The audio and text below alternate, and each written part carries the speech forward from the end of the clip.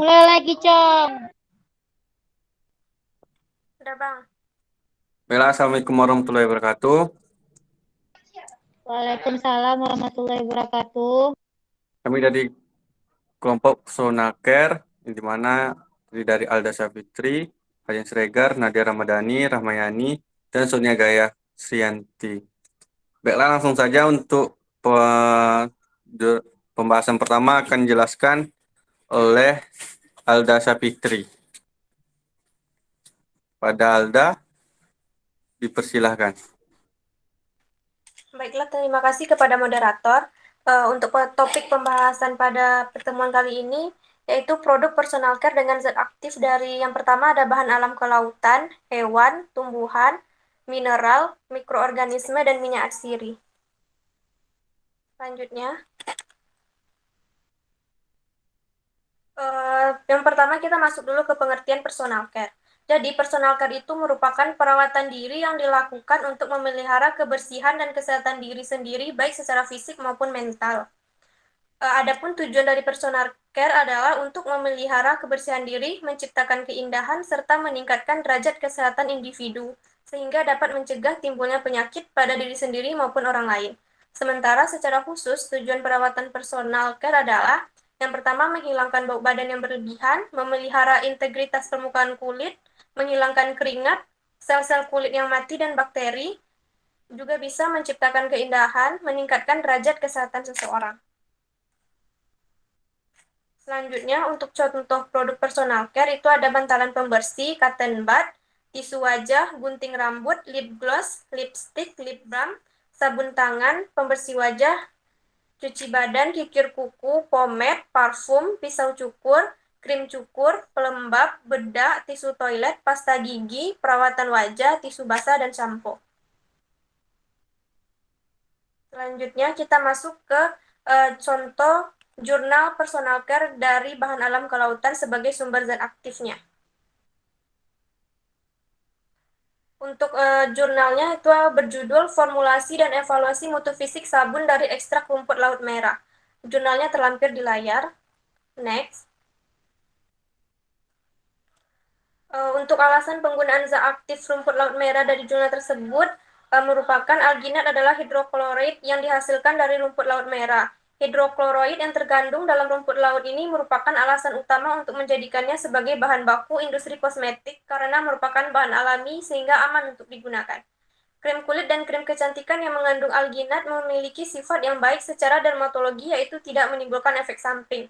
Alasan dibuat sediaan sabun cair itu salah satu bentuk sediaan kosmetik yang diminati oleh masyarakat adalah sediaan antibakteri. Untuk kulit adalah sabun mandi. Sabun merupakan pembersih yang dibuat dengan reaksi kimia antara kalium atau natrium dengan asam lemak dari minyak nabati atau lemak hewani. Selanjutnya, bentuk bahan aktif dan pengusulan bentuk sediaan dari jurnal yang kami dapat. Untuk bentuk bahan aktifnya itu ada ekstrak rumput laut merah. Bentuk bahan aktifnya berupa ekstrak rumput laut merah sebagai bahan aktif sabun yang mempunyai peranan penting, yaitu sebagai antibakteri. Untuk pengusulan bentuk sediaannya dibuat sabun keras. Sabun yang dibuat dengan NaOH dikenal dengan sabun keras, sedangkan sabun yang dibuat dengan KOH dikenal dengan sabun lunak. Salah satu bentuk sediaan kosmetik yang diminati oleh masyarakat sebagai sediaan antibakteri untuk kulit adalah sabun mandi. Sabun merupakan pembersih yang dibuat dengan reaksi kimia antara kalium dan natrium dengan asam lemak dari minyak nabati atau lemak hewani. Selanjutnya, ada metode pembuatan sabun. Rumput laut merah diekstraksi dengan maserasi dengan menggunakan etanol. Selanjutnya, diidentifikasi fitokimia dilakukan terhadap ekstrak kental metanol. Selanjutnya, ekstrak kental yang didapat diformulasi menjadi sediaan sabun yang konsentrasi ekstraknya berbeda, yaitu 5% dan 10%.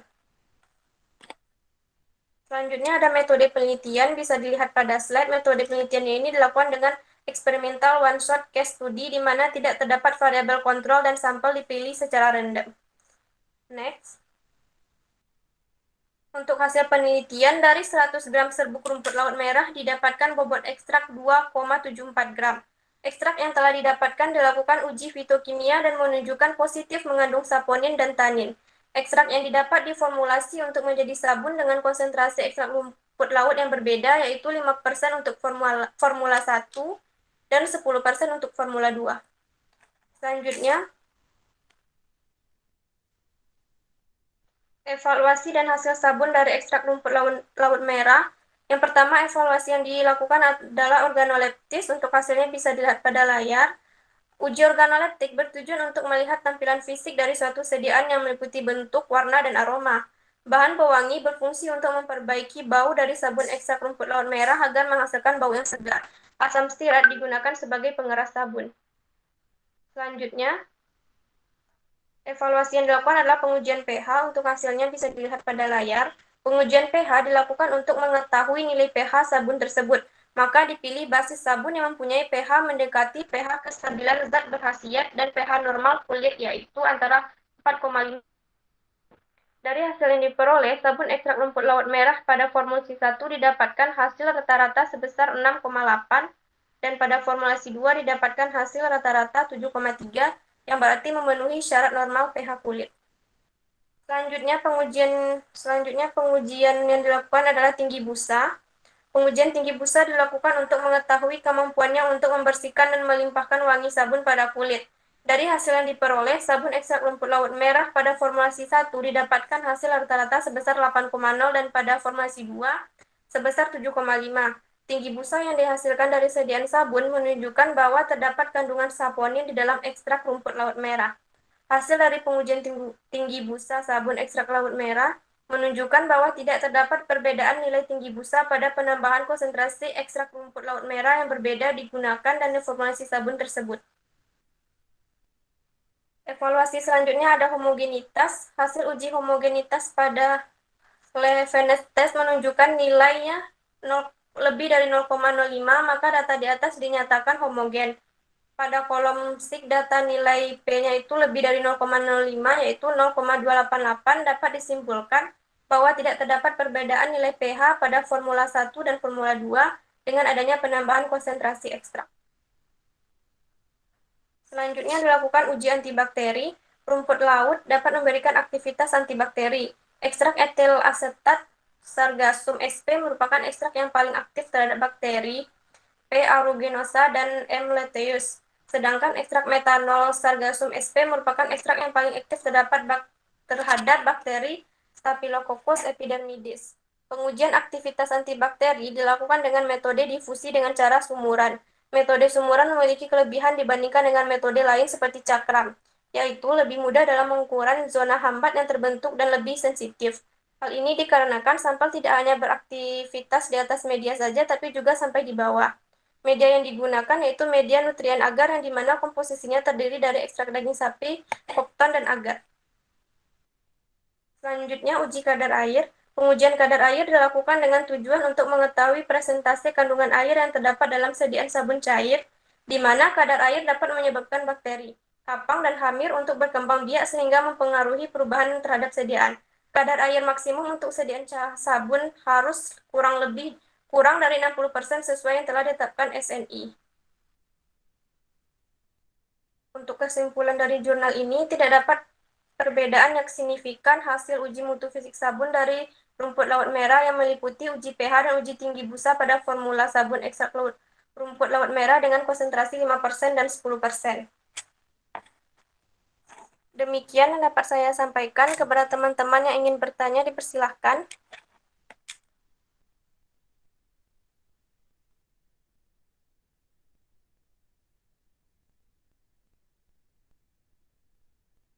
Baik, kepada kawan-kawan yang ingin bertanya, silakan.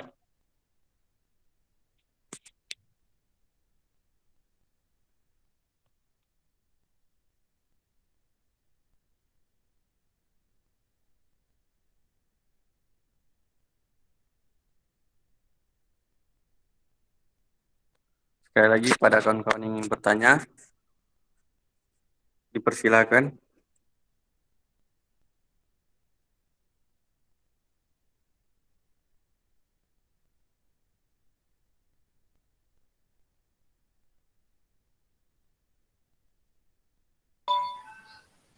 Izin bertanya. Jadi, persilakan, Rosla. Terima kasih kepada moderator. Saya Rosca Ulfa Frasesa dengan NIM 2101242, izin bertanya. Nah, itu kan rumput laut dapat memberikan aktivitas antibakteri. Nah, dari hal tersebut, apa kategori antibakteri yang dapat dihasilkan dan apakah efektif sebagai bahan antibakteri? Terima kasih.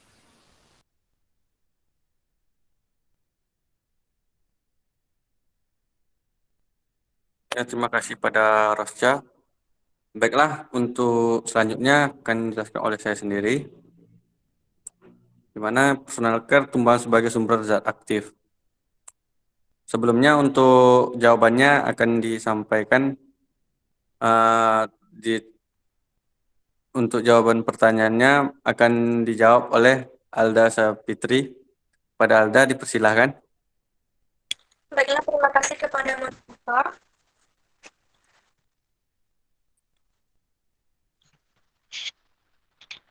Saya akan mencoba menjawab pertanyaan dari Rosca Ulfa Frasesa. Jadi rumput laut merah itu merupakan sumber potensial senyawa bioaktif yang sangat bermanfaat, terutama bagi pengembangan industri farmasi seperti sebagai antibakteri. Nah, tapi tidak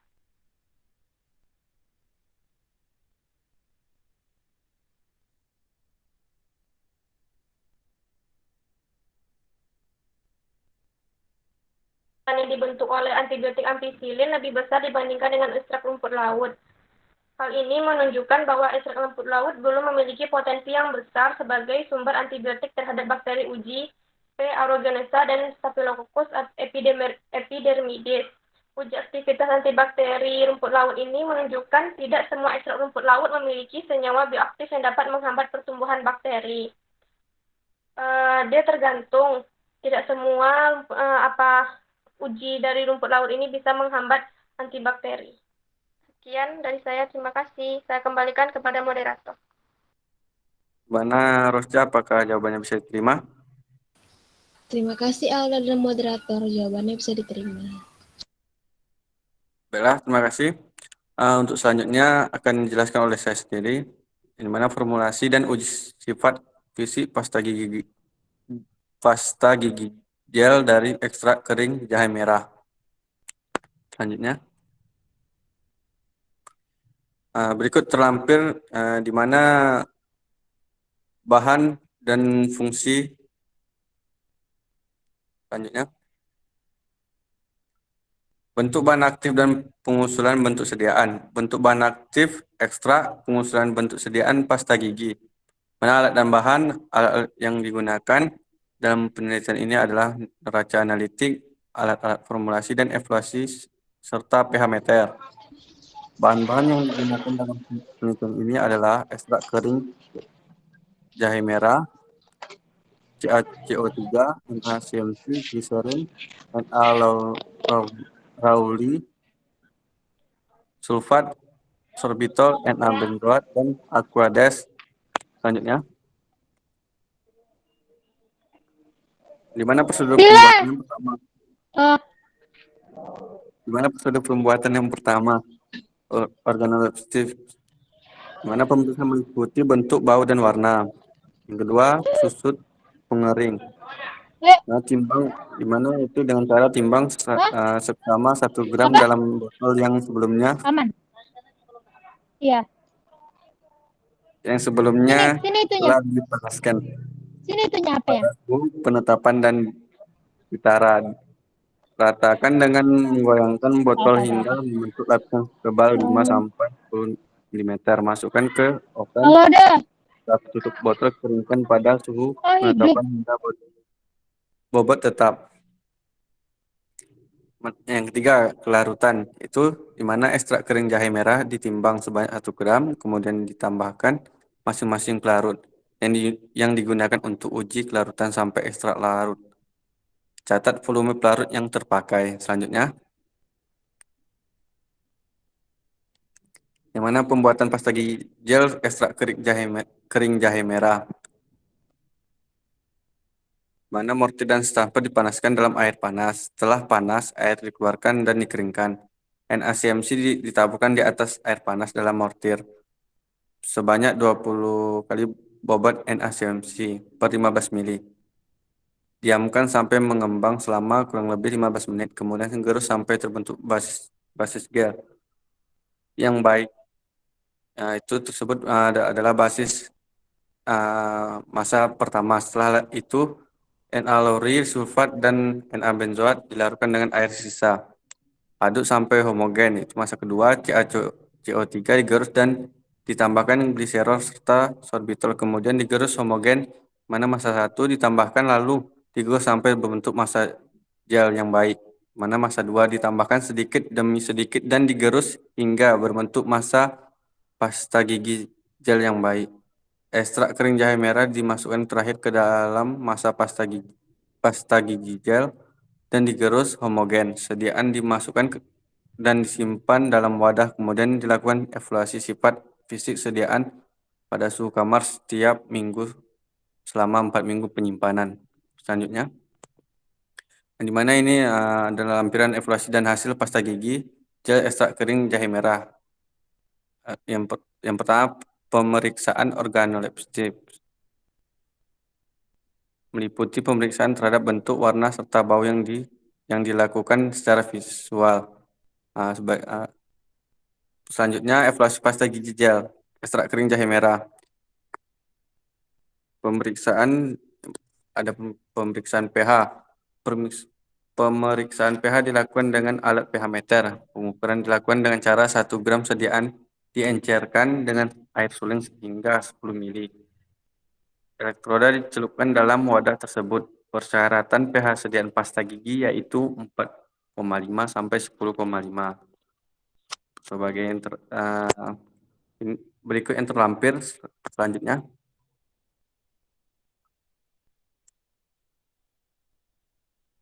Yang selanjutnya yaitu pemeriksaan homogenitas.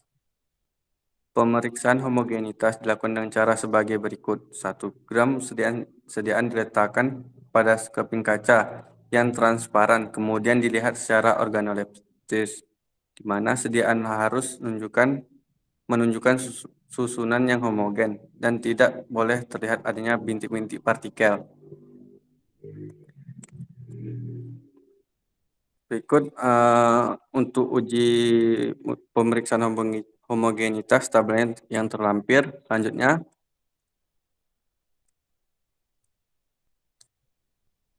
di mana untuk uji selanjutnya yaitu uji daya menyebar. Di mana uji daya menyebar ini sediaan sebanyak 0,5 gram diletakkan dengan hati-hati di atas plastik transparan yang dialasi kertas grafik, dibiarkan sesaat 15 detik dan dihitung luas daerah yang diberikan oleh sediaan, lalu ditutup dengan plastik transparan. Kemudian diberi beban tertentu di atasnya, di mana beban tersebut berjumlah 1 gram, 3 gram, 5 gram, 10 gram, dan 20 gram. Dan dibiarkan selama 60 detik, lalu dihitung pertambahan luas yang diberikan oleh sediaan. Berikut hasil yang terlampirnya. Selanjutnya,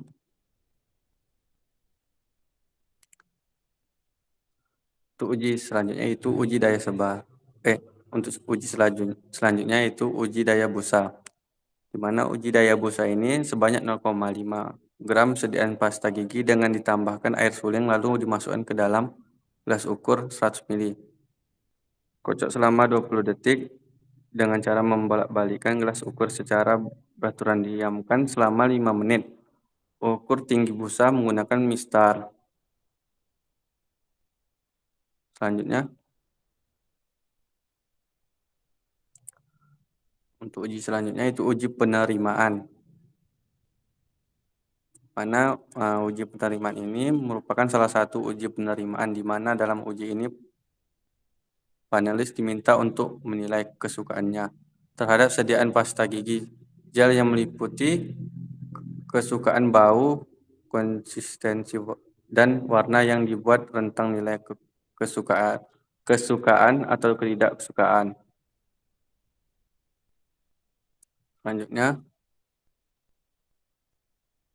terakhir yaitu kesimpulan, di mana kesimpulan itu adalah ekstrak kering jahe merah pada Formula 1 dengan konsentrasi 3% memiliki stabilitas fisik yang lebih baik selama 4 minggu. Penyimpanan walaupun daya sebarnya masih belum sesuai dibandingkan dengan ekstrak kering jahe merah pada formulasi pertama dengan konsentrasi 4%, di mana karena pada minggu penyimpanan formula telah memisah menjadi dua fase yaitu minyak dan basis. Sekian pada kelompok penanya, apakah ada yang ingin ditanyakan? Izin bertanya. Ya, silakan Siti. Baiklah, saya Siti Aisyah Ramadhani yang mau bertanya kepada Ardian Siregar. Pertanyaan saya adalah, kenapa ekstrak kering jahe merah itu dibedakan kadarnya dalam tabel formulasi? Jadi, formula mana yang direkomendasikan oleh peneliti? Sekian dan terima kasih. Apakah boleh diulangi pertanyaannya? Pertanyaannya adalah, kenapa ekstrak kering jahe merah itu dibedakan kadarnya dalam tabel formulasi? Kalaupun dibedakan, formulasi mana yang direkomendasikan oleh peneliti? Sekian dan terima kasih. Baiklah, langsung saya jawab, yaitu karena sebagai pembanding sediaan konsentrasi yang digunakan ada 3 dan 4. Dari perbedaan dua konsentrasi tersebut, kita dapat menilai yang mana memiliki formulasi yang baik untuk sediaan yang akan dibuat.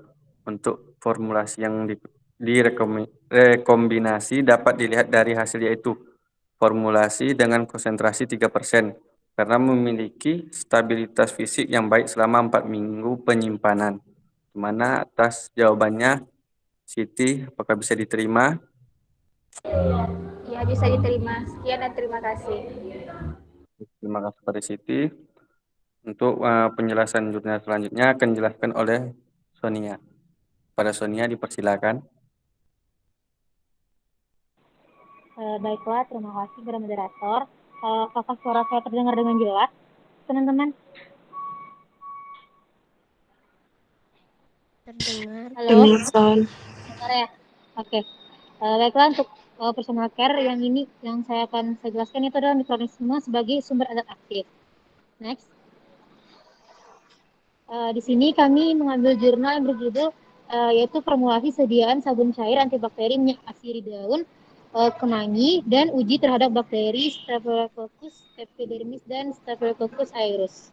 Next.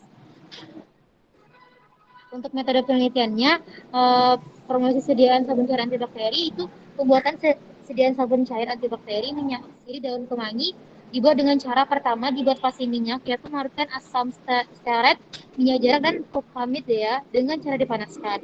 Kemudian kedua dibuat fase air, yaitu melarutkan kalium hidroksida, sodium lauryl sulfat, dan asam sitrat dengan cara pemanasan.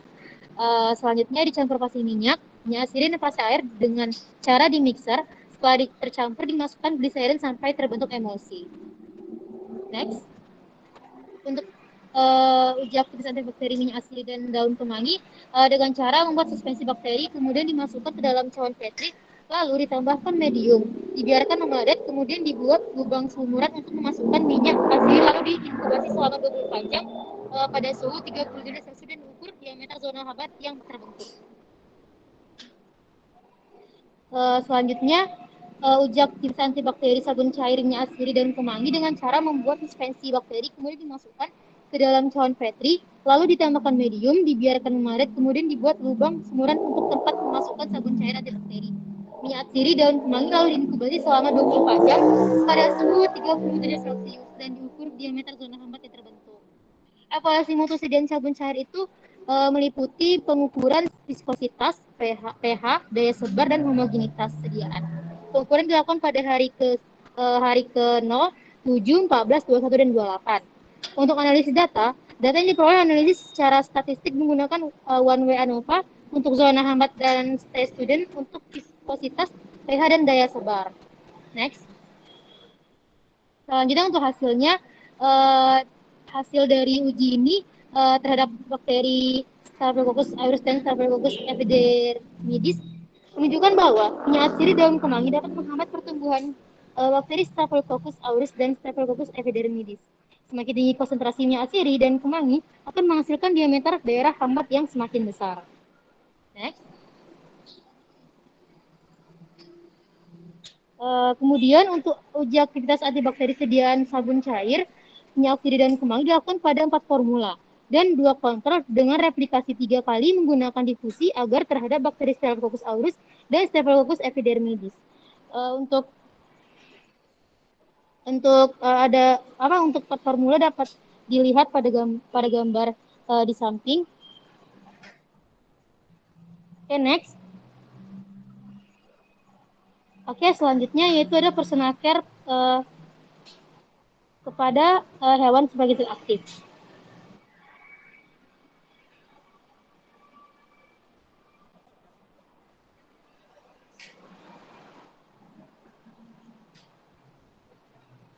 Untuk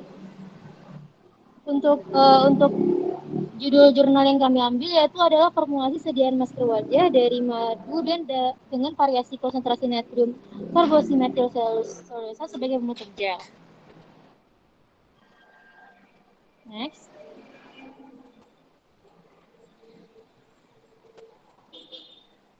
Untuk bentuk bahan aktif dan pengusulan bentuk sediaan itu untuk bentuk bahan aktifnya itu ada spesies hewani yaitu madu. Untuk pengusulan bentuk sediaan itu dibuat masker wajah atau peel off. Alat dan bahan, cawan porselin, gelas ukur, homogenizer, sendok tanduk, timbangan, water bath. Untuk bahannya ada arsuling, alpha tocopherol, alkohol 70%, aluminium foil, NSMC, madu, metil paraben, minyak mawar, dan propylen glikol. Next. Untuk prosedur pembuatan, pertama dilakukan penyiapan sampel. Madu yang digunakan dalam penelitian ini merupakan madu yang dihasilkan oleh lebah apis cerena dengan jenis mixed flower, yaitu berasal dari bermacam-macam bunga yang diambil dari daerah Kolaka, Sulawesi Tenggara. Untuk rancangan formula, masker wajah peel off yang mengandung madu, alpha tocopherol, propylen glikol, NSMC, minyak mawar, metil paraben, alkohol 70%, serta Aquedes dibuat dengan 3 formula dengan konsentrasi pembuat gel, yaitu NSMC divariasikan dengan konsentrasi 2%, 3%, dan 4%. Next. Untuk pembuatan sediaan, siapkan alat dan bahan, dilakukan penimbangan dan pengukuran semua bahan. Metil paraben dilarutkan dengan air panas 70 derajat Celcius, kemudian dicukupkan hingga 100 ml. Kemudian dimasukkan NSMC, aduk hingga terbentuk larutan koloid. Didinginkan, lalu ditambahkan propylen glikol, alpha tocopherol, dan alkohol 96%. Kemudian masukkan madu dan minyak mawar, aduk hingga homogen. Next.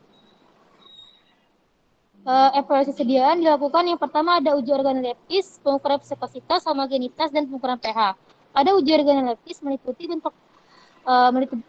bentuk, warna, bau, dan sediaan masker. Sedangkan viskositas itu dilakukan terhadap sediaan gel sebelum dan sesudah penyimpanan dipercepat itu pada suhu 5 derajat dan 30 derajat Celcius secara bergantian. Masing-masing 12 jam. Sebanyak 10 siklus, pengukuran dilakukan menggunakan viskometer, yaitu Brockfield pada putaran 50 rpm dengan spindle nomor 7. Untuk homogenitas, sediaan gel dioleskan pada sekeping kaca atau bahan praskaran lain, di mana bahan diambil dari 3 bagian, yakni bagian atas, tengah, dan bagian bawah. Sediaan gel dikatakan homogeni bila mana tidak menunjukkan adanya partikel yang menggumpal atau tidak bercampur. Untuk pengukuran pH, menggunakan pH meter, yaitu pH sediaan gel yang harus serupa dengan pH kulit, yaitu dari 4,2 sampai 6,5. Next. Untuk hasil pada uji organoleptis, sediaan masker wajah dengan konsentrasi 2, 3, dan 4% tidak mengalami perubahan warna dan bau sudah kondisi dipercepat. Warna tetap kuning kecoklatan dan berbau minyak mawar, berarti pembentukan gel NSMC tidak berinteraksi dengan zat aktif yaitu madu. Berikut tabel hasil dari uji organoleptis sebelum kondisi penyimpanan dipercepat dan sesudah kondisi penyimpanan dipercepat. Next. Untuk pengukuran viskositas, sediaan masker gel Formula 2 mempunyai perbedaan viskositas sebelum dan sudah kondisi. Penyimpanan dipercepat yang paling kecil berarti sediaan masker Formula 2 relatif lebih stabil. Hal ini kemungkinan disebabkan karena pembentukan gel dengan konsentrasi 3% dapat membentuk lapisan antarmuka yang baik. Berikut tabel hasil pengukuran viskositas sebelum kondisi penyimpanan dipercepat dan sesudah kondisi penyimpanan dipercepat. Next. Untuk homogenitas, didapatkan sebelum kondisi dipercepat, yaitu homogenitas menunjukkan pembentukan gel Formula 1 mendapatkan hasil yang homogen, begitupun dengan Formula 2 dan Formula 3. Begitu pula pada sesudah kondisi dipercepat. seperti pada tabel yang ada pada slide. Next, untuk pengukuran pH dari hasil pengujian ketiga krim ini dapat bahwa pH masing-masing krim yang dibuat masih serupa dengan pH kulit, yaitu 4,5 sampai 6,5, sehingga sediaan tidak menyebabkan iritasi pada kulit. Next, baiklah, dari presentasi saya, apakah ada yang ingin ditanyakan?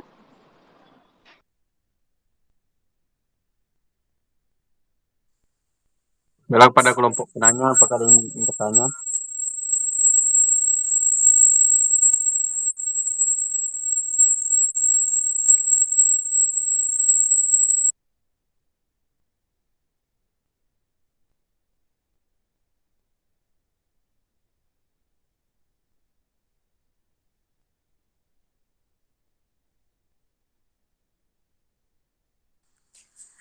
Baik, saya Anissa Yuri Amalia izin bertanya kepada kelompok penyaji.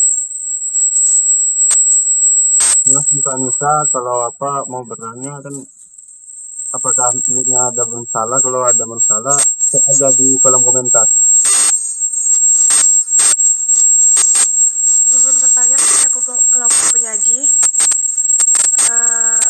Pertanyaannya, apa kelebihan minyak sirih daun kemangi sehingga bisa diformulasikan sebagai sediaan dalam sabun cair?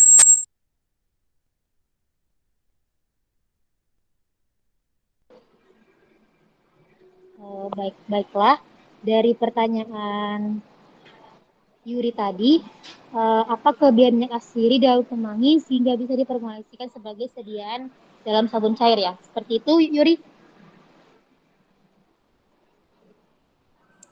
Iya, seperti itu. Baiklah, langsung saya jawab ya. Untuk jawabannya, kelebihan dari minyak sirih daun kemangi yaitu daya sebar untuk menghambat antibakterinya cukup bagus, dan juga daun kemangi menghambat antibakteri cukup bagus, dan juga daun kemangi gimana kita ketahui boleh didapatkan serta mengapa peneliti memformulasikan ke bentuk sabun karena lebih praktis dalam penggunaan dan juga dalam pemakaiannya. Seperti itu, Yuri. Apakah jawabannya bisa diterima? Baik, terima kasih kepada kelompok penyaji. Jawaban diterima.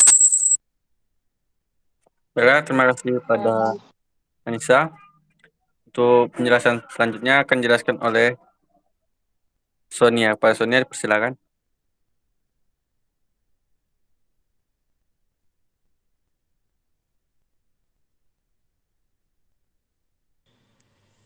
Baiklah, terima kasih kepada moderator atas kesempatannya. Saya akan melanjutkan penjelasan dari teman saya. Selanjutnya itu personal care dari mineral sebagai bahan aktifnya. Nah, jurnal yang kami ambil ini berjudul tentang formulasi sediaan pasta gigi gel dari cangkang keong sawah Pila ampulacea dengan NaCMC sebagai gelling agentnya. Next. Nah, bentuk bahan bahan aktifnya itu serbuk, di mana serbuk diperoleh dengan cara cangkang keong sawah tersebut dihancurkan dan dilakukan pengovenan pada suhu 150 derajat Celcius selama 30 menit dan dihaluskan dengan mortar hingga menjadi serbuk dan di blender untuk mendapatkan serbuk yang lebih halus, kemudian diayak dengan ayakan 120 mesh. Pengusulan bentuk sediaannya itu pasta gigi gel. Untuk alat dan bahannya, alatnya ada tanur, blender, ayakan 120 mesh, oven, FTIR, kemudian mortir dan stamper, peralatan gelas, stopwatch digital, neraca analitik, viskometer digital, alat uji daya sebar, indikator pH universal, lemari pendingin, inkubator, batang pengadu, pipet tetes, kertas, tisu, dan pinset. Untuk bahannya, cangkang keong sawah yang diperoleh dari desa Pesucen, Kecamatan Petarukan, Kabupaten Pemalang, NaCMC, gliserin, metilparaben, Na-sakarin, Na-lauril sulfat, titanium dioksida, oleum mentae, dan aquades. Next.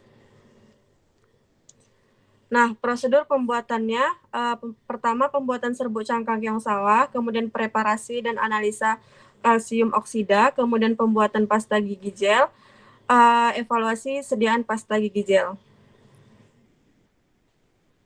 Next. Kemudian selanjutnya ada pembuatan serbuk cangkang keong sawah. Cangkang keong sawah yang diperoleh dari area persawahan dilakukan pembersihan terlebih dahulu untuk menghilangkan kotoran yang menempel. Kemudian direbus selama 1 jam. Daging keong sawah yang dipisahkan dari cangkangnya. Cangkang keong sawah tersebut dihancurkan dan dilakukan pengovenan pada suhu 105 derajat Celcius selama 30 menit, dihaluskan dengan mortar hingga menjadi serbuk dan diblender untuk mendapatkan serbuk yang lebih halus, kemudian diayak dengan ayakan 120 mesh. Yang kedua, preparasi dan analisis karbonil menggunakan FTIR. Sampel yang sudah dihaluskan kemudian dilakukan kalsinasi menggunakan tanur pada suhu 700 derajat Celcius selama 6 jam. Kemudian dilakukan karakterisasi menggunakan alat FTIR pada bilangan gelombang 400 sampai 4000 cm pangkat -1. Selanjutnya pembuatan pasta gigi gel dari cangkang keong sawah. Formulasinya ada di tabel pada slide. Kemudian pembuatan sediaan pasta gigi gel dilakukan dengan cara ditimbang semua bahan sesuai perhitungan. Kemudian dikembangkan NaCMC di mortir stamper menggunakan air hangat sebanyak 20 kali dari jumlah NaCMC yang ditimbang. Kemudian didiamkan selama 30 menit dan digerus homogen. Pada wadah yang berbeda dicampurkan gliserin dengan titanium dioksida, diaduk hingga homogen. Kemudian ditambahkan metil paraben dan diaduk hingga homogen. Ini sebagai sediaan M1-nya. Kemudian NaCMC yang telah mengembang ditambahkan natrium sakarin yang sebelumnya telah dilarutkan dengan sisa air. Lalu digerus hingga homogen. Itu sebagai M2-nya. Kemudian campuran M1 ditambahkan pada M2, kemudian digerus hingga homogen. Tambahkan serbuk cangkang keong sawah, Na-lauryl sulfat, dan beberapa tetes oleum mentai.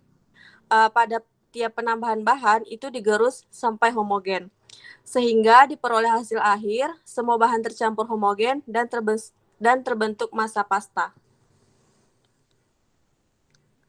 Selanjutnya evaluasi pasta gigi gel dari cangkang keong sawah. Yang pertama ada pengujian organoleptis yang dilakukan dengan cara mengamati bentuk, konsistensi, warna, dan aroma dari sediaan secara objektif menggunakan panca indera.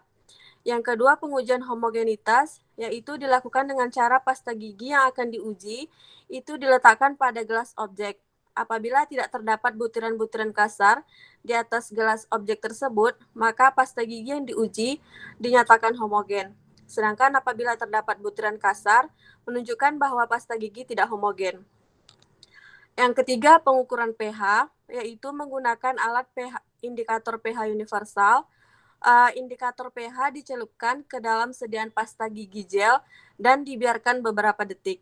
Kemudian warna pada kertas pH universal dibandingkan dengan pembanding pada kemasan.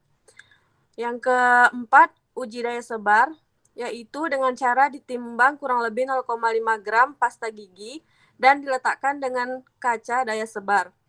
Kaca lainnya diletakkan di atas massa pasta tersebut, kemudian dibiarkan selama 1 menit. Pengukuran penyebaran diameter pasta dengan mengambil panjang rata-rata dari berbagai sisi. Setelah itu diletakkan beban 50 gram, 100 gram, 150 gram, dan 200 gram berturut-turut pada tengah-tengah kaca daya sebar.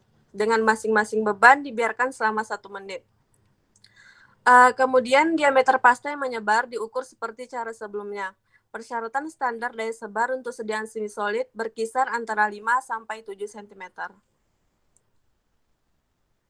Evaluasi yang kelima yaitu viskositas menggunakan viskometer digital dengan cara memasukkan 100 gram sediaan dan menyelupkan spindle ke dalamnya. Kemudian diukur dengan kecepatan yang sesuai, yaitu syaratnya 2000 sampai 50.000 CPS.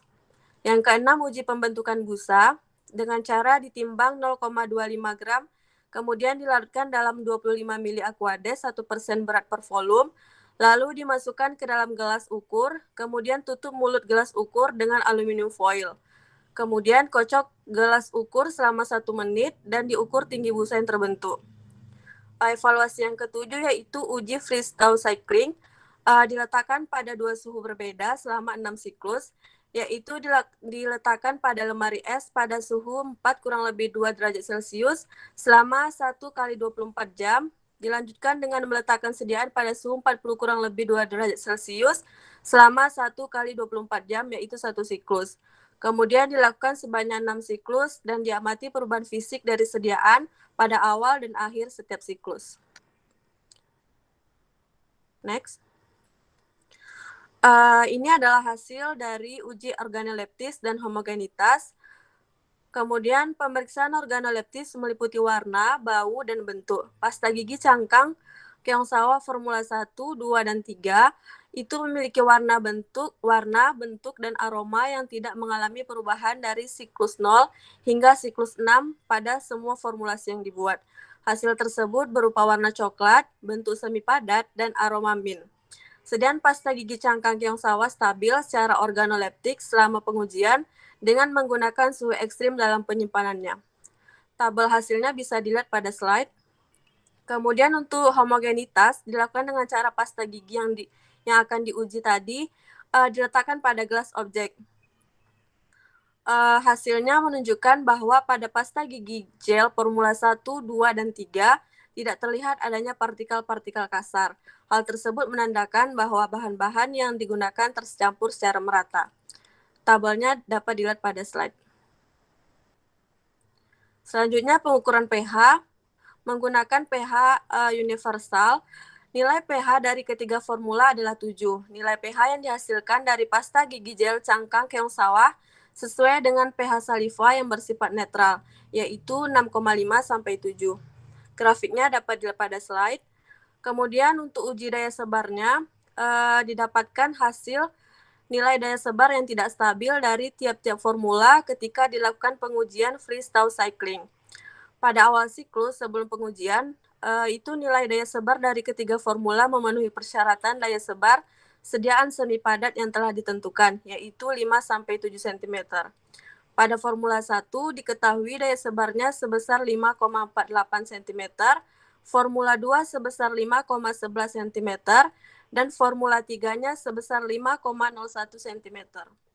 Pengujian daya sebar pada uji freestyle cycling ini dihasilkan pada formula 1 yaitu 4,8 cm sampai 5,8 cm, formula 2 4,7 sampai 4,9 cm, dan formula 3 4,53 cm sampai 4,8 cm.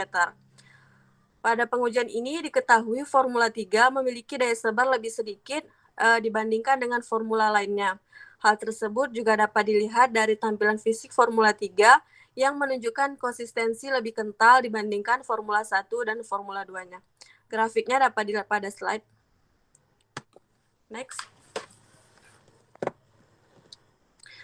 Selanjutnya, uji viskositasnya. Hasil yang diperoleh untuk nilai viskositas sesuai dengan persyaratan sediaan semi padat, yaitu berkisar antara 2.000 sampai 50.000 CPS. Pada formula 1 dihasilkan viskositas sebesar 9.800 CPS sampai 14.875 CPS. Formula 2-nya diperoleh sebesar 18.731 CPS sampai 23.402 CPS. Sedangkan untuk formula 3 nilai viskositas yang didapat sebesar 30.872 CPS sampai 35.160 CPS. Grafiknya dapat dilihat pada slide. Kemudian untuk uji tinggi busa, dari ketiga formula sediaan pasta gigi, nilai tinggi busa yang dihasilkan tidak terlalu berbeda signifikan. Pada formula 1, busa yang terbentuk pada sebelum pengujian freestyle cycling-nya sampai berakhirnya pengujian tersebut adalah 3,9 cm sampai 8,2 cm. Untuk formula 2, 4,5 cm sampai 8,3 cm, dan formula 3 4,6 cm sampai 8,3 cm. Hal ini dikarenakan bahan pembusa yang digunakan pada setiap formula itu sama, sehingga hasil yang diperoleh pun tidak berbeda jauh pada masing-masing formulanya. Next.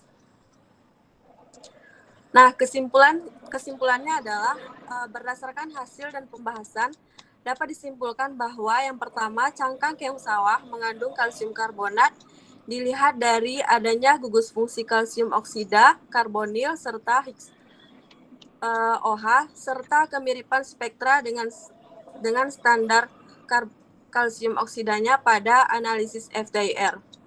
Kemudian yang kedua, sediaan pasta gigi gel cangkang keong sawah memenuhi persyaratan dalam uji organoleptis, homogenitas, pH, dan viskositas. Sedangkan pada uji daya sebar tidak memenuhi persyaratan pada saat pengujian freeze-thaw cycling-nya. Baiklah, sekian penyampaian materi dari saya. Apakah teman-teman ada yang ingin bertanya? Mohon maaf, moderator, saya ingin bertanya. Silakan. Baiklah, perkenalkan saya Doni Asrian. Saya ingin bertanya tentang tadi kan penyaji membahas tentang keong sawah. Terus pertanyaannya, apa faktor pemilihan daerah pengambilan cangkang keong sawah yang dibuat menjadi sampel gitu? Dan apakah setiap keong sawah itu bisa dibuat menjadi sediaan? Sekian, terima kasih. Baik, terima kasih pada Doni Astrian. Langsung saja untuk pertanyaannya akan dijawab oleh Ramayani. Silakan. Baiklah, terima kasih kepada moderator dan Doni Asrian atas pertanyaannya. Jadi pertanyaannya itu, apa faktor pemilihan daerah pengambilan cangkang keong sawah yang dibuat menjadi sediaan, kemudian apakah setiap keong sawah itu bisa dibuat menjadi sediaan. Nah, dari jurnal yang kami ambil, itu tidak ada faktor yang mendasari kenapa keong sawah diambil dari desa tersebut. Hanya saja seperti yang kita ketahui kan, keong sawah ini dapat hidup di daerah perairan yang dangkal, kemudian yang berdasarkan lumpur serta ditumbuhi rumputan air dengan aliran air yang lamban seperti sawah, rawa-rawa, pinggir danau, dan pinggir sungai yang kecil.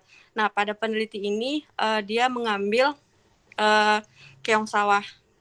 Kemudian apakah setiap keong sawah itu bisa dibuat menjadi sediaan?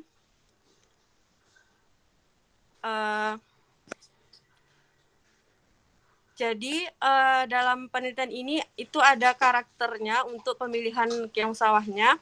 Kriterianya ini didasarkan pada bentuk, ukuran, serta warna cangkang dari keong sawah. Nah, kriterianya itu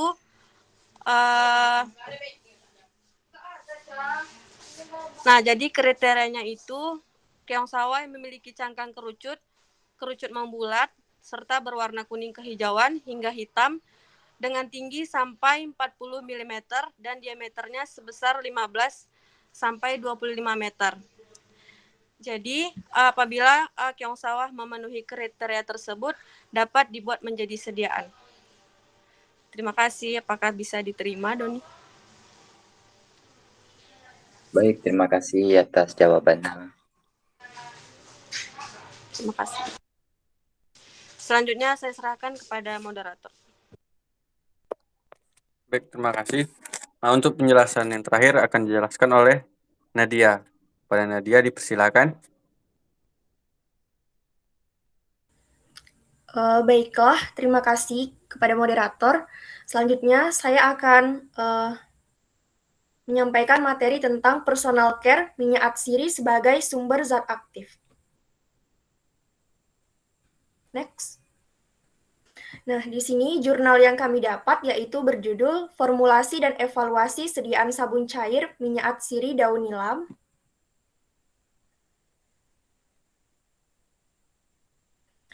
Nah, di sini ada bentuk bahan aktifnya yaitu berupa minyak yang diperoleh dari daun nilam. Untuk pengusulan bentuk sediaannya yaitu sabun cair. Adapun alat dan bahannya terlampir. Next. Nah, di sini ada prosedur pembuatannya. Untuk tahapan kerjanya yaitu ada pembuatan sabun cair minyak atsiri daun nilam. Selanjutnya itu ada evaluasi sabun cair. Evaluasinya meliputi ada uji organoleptis, uji homogenitas, uji derajat keasaman, uji viskositas, uji pengukuran tinggi busa, dan uji keamanan sediaan. Selanjutnya yaitu ada analisis data. Next. Selanjutnya itu ada pembuatan sabun cair minyak atsiri daun nilam. Nah, bahan itu ditimbang sesuai dengan formula.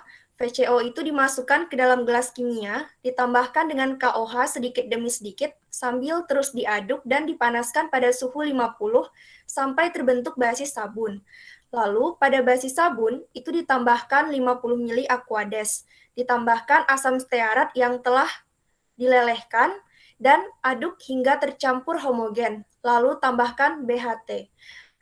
Selanjutnya, yang sebelumnya untuk Aquades panas, itu ditambahkan ke dalam campuran sambil terus diaduk hingga homogen, dan kemudian ditambahkan benzil alkohol yang telah dilarutkan dalam gliserin. Lalu, turunkan suhu pengadukan hingga 30 derajat Celcius, dan masukkan minyak atsiri daun nilam serta diaduk hingga tercampur homogen. Nah, terakhir, tambahkan Aquades hingga 200 ml, serta diaduk hingga homogen, lalu masukkan ke dalam wadah kedap dan transparan. Nah, di sini ada formula sediaan sabun cair minyak atsiri daun nilam, bisa teman-teman lihat pada slide. Next.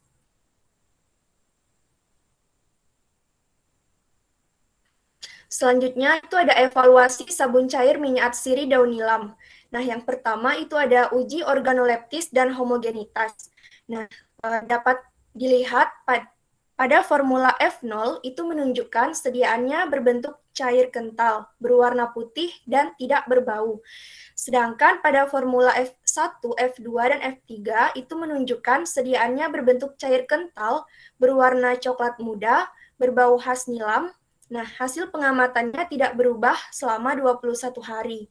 Demikian juga dengan hasil pengamatan homogenitas sediaan sabun cair minyak nilam, di mana menunjukkan bahwa ketiga formulanya, F1, F2, dan F3-nya, itu memberikan sediaan yang homogen hingga hari pengamatan ke-21 hari.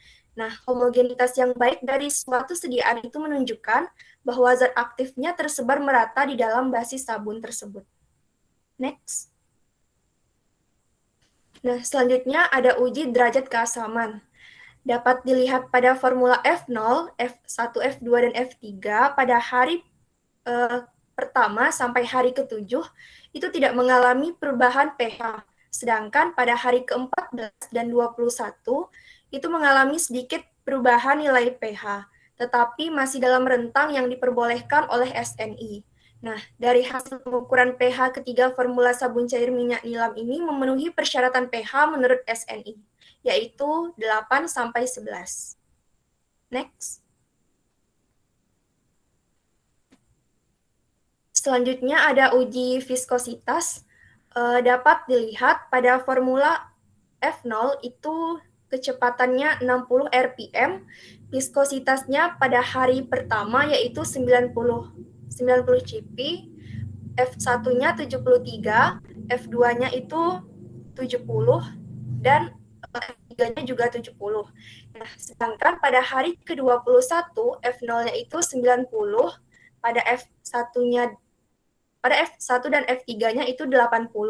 Nah, hasil ini menunjukkan bahwa viskositas sabun cair minyak atsiri daun nilam ini memenuhi persyaratan yaitu 60-90 cp.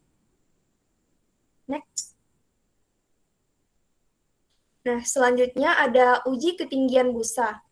Berdasarkan hasil pengamatan pada pengujian evaluasi tinggi busa, itu terjadi perubahan tinggi busa dari tiap-tiap formula sabun selama pengamatan 21 hari. Nah, hal ini kemungkinan bisa disebabkan karena semakin pengaruh penambahan minyak atsiri daun nilam serta suhu penyimpanannya.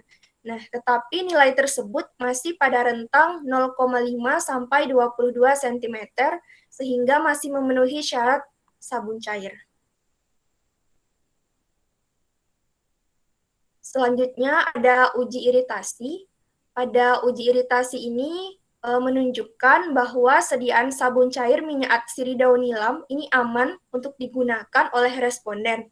Nah, berdasarkan pengujian yang telah dilakukan, itu menunjukkan bahwa pada ketiga formula sabun cair minyak atsiri daun nilam ini tidak menimbulkan iritasi pada responden dan sesuai dengan hasil uji pH yang memenuhi persyaratan mutu sabun mandi cair. Next.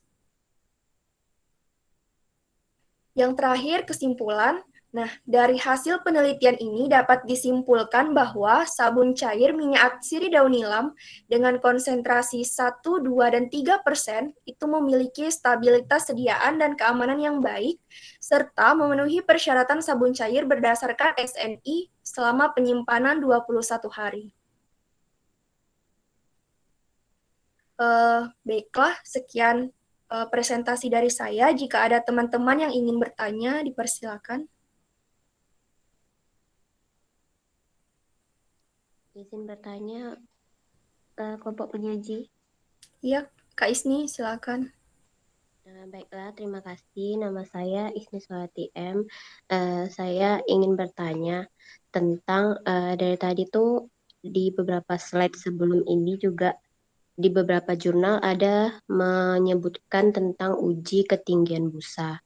Nah, di sini yang saya ingin tanyakan ialah apa tujuan dari pengamatan ketinggian busa ini? Terima kasih.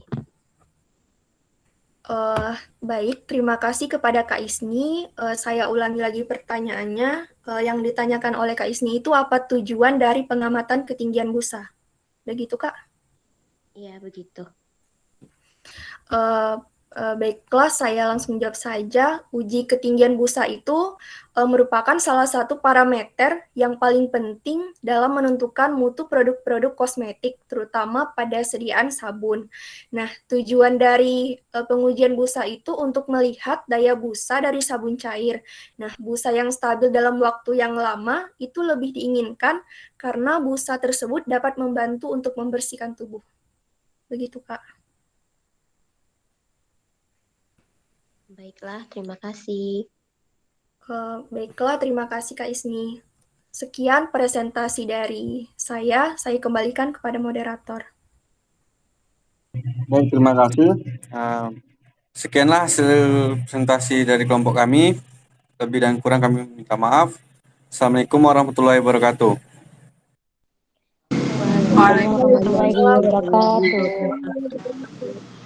Terima kasih kelompok penyaji.